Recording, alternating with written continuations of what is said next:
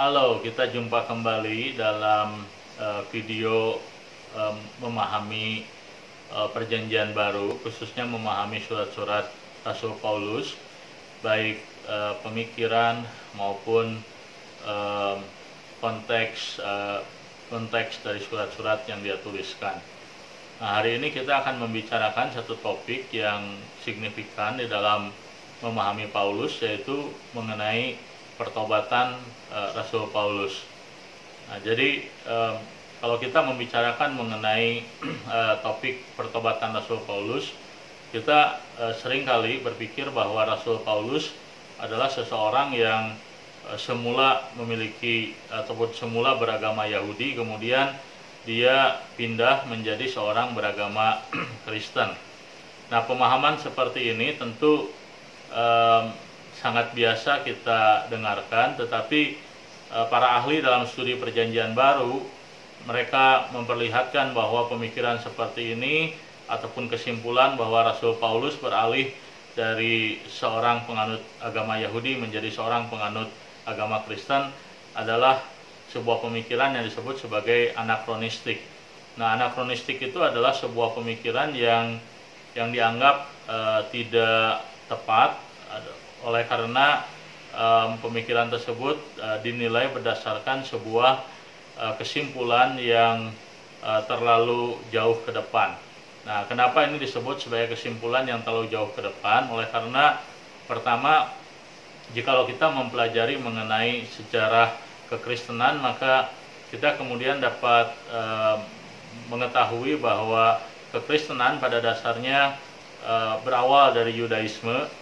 Nah, tetapi kekristenan betul-betul terpisah dengan Yudaisme itu tidak terjadi sebelum tahun 70. Artinya bahwa setelah tahun 70 lah maka kekristenan dan Yudaisme mulai berbeda, mulai menunjukkan keperbedaan, dan mereka mulai mengembangkan aliran sendiri.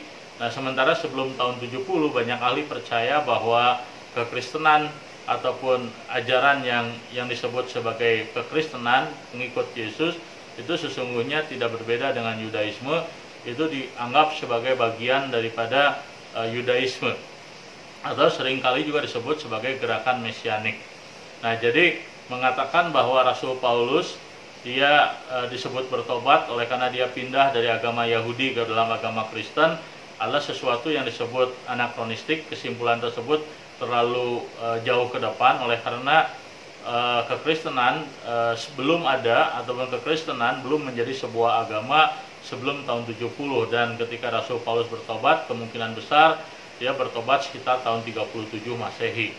Nah, itulah sebabnya maka waktu kita mendiskusikan mengenai pertobatan Rasul Paulus, kita mesti memahami konsep pertobatan ini dalam konteks ataupun di dalam pemikiran yang benar, ataupun pemikiran yang sesuai dengan konteks di mana Rasul Paulus hidup pada waktu itu.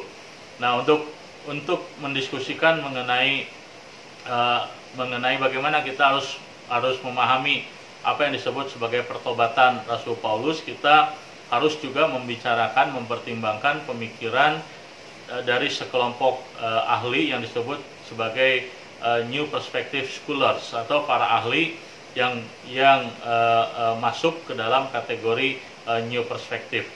Nah, kelompok New Perspective mereka percaya bahwa Rasul Paulus ketika dia mengalami perjumpaan dengan Kristus, nah kita bisa membaca kisah ini di dalam Galatia pasal yang pertama ataupun di dalam Kisah Para Rasul.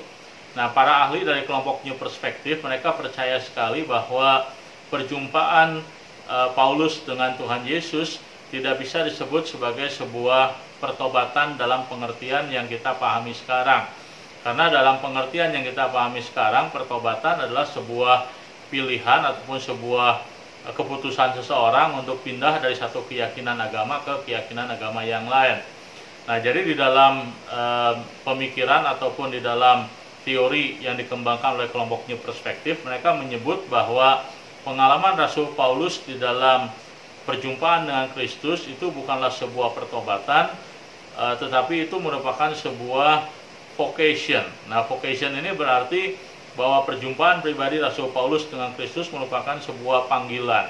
Jadi Rasul Paulus dalam perjumpaan dengan Yesus di dalam perjalanan ke Damsyik, dia bukan menerima sebuah pengalaman di mana dia berubah keyakinan iman, tapi dia menerima sebuah panggilan untuk memberitakan Injil kepada bangsa-bangsa bukan Yahudi. Nah, meskipun demikian, pandangan ini dipandang oleh beberapa kelompok ahli yang lain sebagai pandangan yang terlalu minimal, artinya terlalu reduksionis. Mengapa demikian? Karena kalau kita memahami apa yang Rasul Paulus saksikan, misalnya dalam Filipi pasal yang ketiga, di sana Rasul Paulus memang mengkontraskan antara kehidupannya dulu di dalam Yudaisme dengan kehidupannya sekarang di dalam Kristus. Nah, jadi Rasul Paulus memandang bahwa apa yang dia miliki sekarang atau apa yang dia ikuti sekarang itu tidak bersifat berkesinambungan dengan apa yang dia yakini sebelumnya di dalam keyakinan Yudaisme. Nah, jadi kalau kita membandingkan ajaran Rasul Paulus mengenai pertobatan dirinya dengan Filipi pasal yang ketiga, kita mendapati sebuah gagasan bahwa Rasul Paulus memang dia melihat ada perubahan yang radikal di dalam dirinya. Dia bukan hanya menerima sebuah panggilan yang baru, tapi dia juga mengalami sebuah pembaharuan keyakinan. Bagaimana dia sebelumnya tidak percaya kepada Kristus dan sekarang dia percaya kepada Kristus. Nah, jadi bagaimana kita harus memahami apa yang disebut sebagai pertobatan Rasul Paulus. Nah, kita harus memahami bahwa mungkin ada benarnya bahwa istilah pertobatan dalam pengertian Rasul Paulus, dia berubah dari seorang Yahudi menjadi seorang Kristen. Barangkali pengertian seperti itu bersifat anakronistik, oleh karena kekristenan pada waktu itu belum berkembang menjadi sebuah agama yang utuh. Tetapi kita bisa mengatakan bahwa Rasul Paulus mengalami pertobatan di mana dia dari seorang yang sebelumnya tidak percaya kepada Kristus menjadi seorang yang percaya kepada Kristus, mengikut Kristus dan melayani Kristus. Nah, tetapi apa yang dikatakan oleh New Perspective juga tepat, bahwa di dalam pertobatan Rasul Paulus, dia bukan hanya mengalami pembaharuan atau perubahan keyakinan mengenai Mesias, tetapi dia juga menerima sebuah panggilan yang baru, di mana dia sekarang memiliki panggilan untuk memberitakan Injil kepada bangsa-bangsa bukan Yahudi, memberitakan Injil kepada orang-orang yang sebelumnya dia pandang sebagai bukan bagian daripada umat Allah.